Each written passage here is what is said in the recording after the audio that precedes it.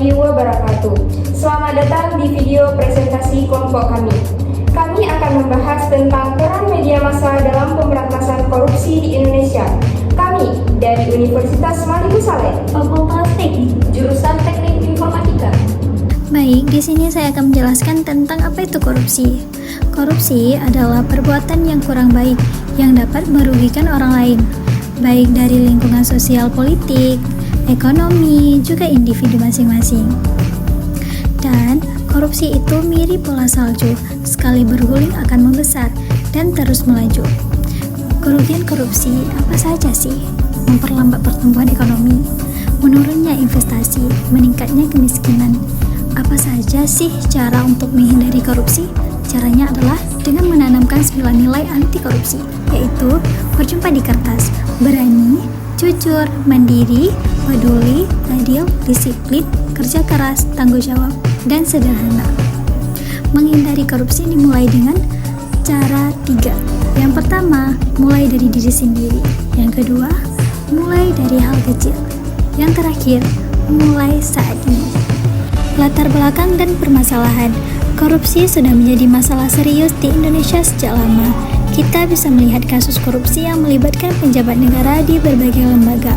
Pada tahun 2023, hanya 34 dari 100 angka ini menunjukkan bahwa tingkat korupsi kita masih tinggi. Disinilah media massa punya peran penting. Media bukan hanya sekedar menyampaikan berita, tetapi juga menjadi pengawas yang bisa menekan para pelaku korupsi. Lewat video ini, kami ingin menunjukkan bagaimana media massa bisa ikut berperan dalam memberantas korupsi. Kami juga ingin menekankan bahwa media massa adalah salah satu pilar penting dalam demokrasi yang bisa membantu menciptakan pemerintah yang bersih dan transparan. Isi utama peran media massa dalam pemberantasan korupsi di Indonesia. Media massa punya beberapa peran penting dalam melawan korupsi. Pertama, sebagai sumber informasi, media membantu masyarakat mengetahui kasus-kasus korupsi yang sedang terjadi. Kedua, sebagai pendidik, media massa bisa meningkatkan kesadaran masyarakat tentang bahayanya korupsi dan dampaknya bagi negara. Ketiga, media juga bisa menjadi pengawas lewat liputan investigatif. Media seringkali membuka kasus-kasus besar yang sebelumnya ditutupi. Dan terakhir, media bisa mendorong aksi misalnya lewat kampanye anti korupsi atau tekanan publik terhadap lembaga tertentu. Contoh di Indonesia, kita bisa lihat bagaimana media ikut mengungkap kasus korupsi yang melibatkan banyak penjabat. Media seperti Tempo, Kompas, dan media online lainnya melakukan liputan mendalam yang memicu reaksi besar dari publik. Di luar negeri, misalnya di Korea Selatan, media ikut berperan dalam mengungkapkan skandal korupsi. Artinya, peran media dalam pemberantasan korupsi itu nyata dan berdampak besar. Sedang dilakukan dalam kaitan juga korupsi pengadaan tanah di Pulau Gebang. Komisi Pemberantasan Korupsi menjerat 5 tersangka kasus dugaan korupsi pengadaan lahan di Sorotan, Jakarta Utara. Kejaksaan Agung menetapkan 6 orang sebagai tersangka dalam kasus dugaan korupsi terkait tata kelola komoditi emas sebanyak 109 ton PT Antam. Bantah dugaan praktik pengoplosan pertalite menjadi pertama. Adapun dampak positif dan tantangan. Dengan adanya media yang aktif dan kritis, masyarakat jadi lebih sadar dan peduli terhadap isu korupsi. Tekanan publik juga bisa membuat aparat hukum bekerja lebih serius dalam menindak pelaku. Tapi tentu saja ada tantangan besar bagi jurnalis yang mendapatkan ancaman saat meliput kasus korupsi.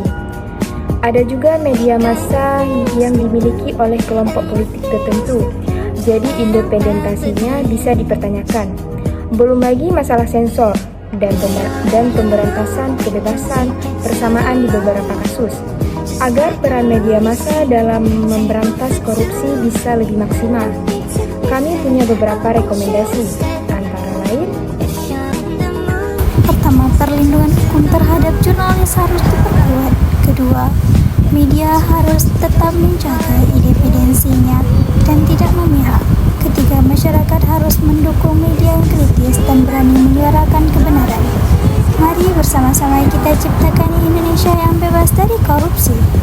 Negeri ini milik kita bersama. Kita membayar pajak agar hidup makmur dan sejahtera bersama. Kita percayakan kekayaan negara dengan segala isinya untuk dikelola oleh pemerintah pusat dan pemerintah daerah, juga dikelola oleh BUMN dan BUMD.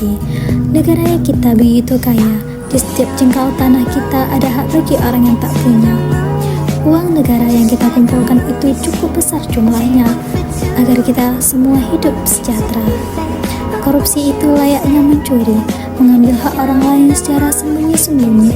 Koruptor berfoya-foya dan menyimpan hartanya di luar negeri, membawa lari kekayaan negeri bagaikan penjajah di negeri sendiri. Banyak yang akhirnya tidak menikmati kekayaan negeri sendiri, urung sampai karena korupsi. Berharap merdeka dari korupsi. Ayo jaga dan awasi kekayaan negeri agar kita merdeka dari korupsi.